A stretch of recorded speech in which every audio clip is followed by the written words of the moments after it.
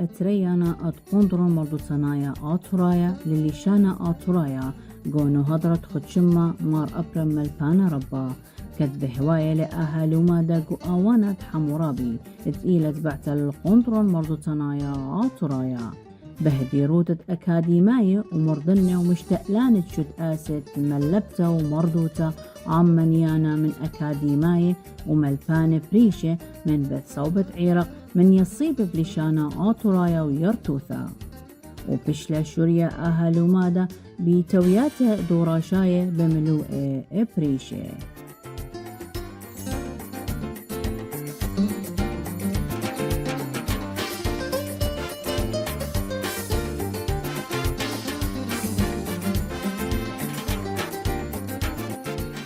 بشكرخ مركز الثقافي الآشوري ديك داعيلا بعد مؤتمر ثقافي أخني بغداد أخذين كلية اللغات جامعة بغداد تحضيرا اجوا عدد جلسات وأنها حيلة بسيمية وكتيرة ومستفد لن حيلة محاضرات ديك مقدمية أني باحثين أساتذة ودكاترة وباحثين وإعلاميين حضور رائع ياوه وإثوى تقديم أبحاث يعني عاينة لها ترخشي بقوها ودمنا فذيها وكان إيث صعوبات عوائق دم غيري مندي يعني شقلها وهلها بحكي وناشي مستفد مناشي وإثوى أفكار مغيرها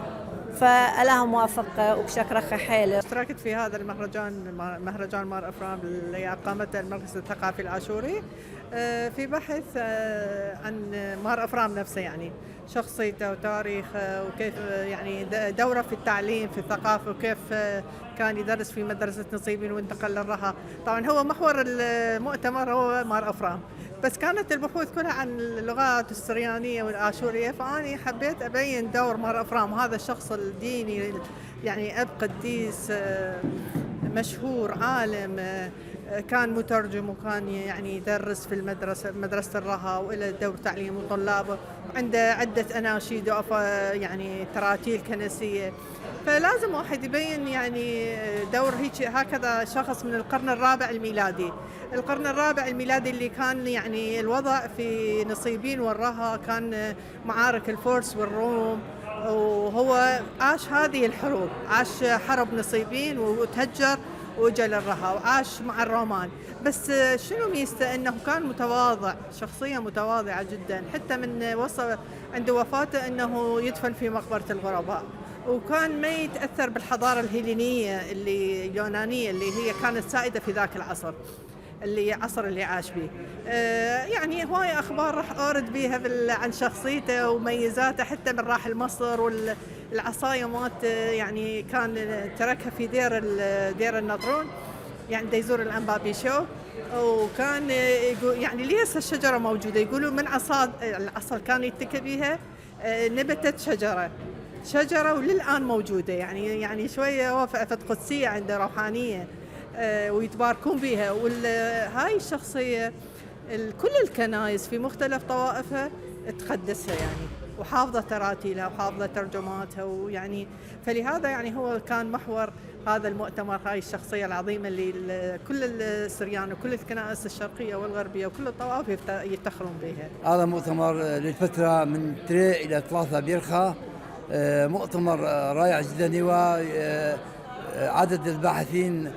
بهذا مؤتمر رابية وحيلة في جامعة بغداد جامعة الموصل وجامعة الحمدانية. البحوث اللي بنقشيها بهذا المؤتمر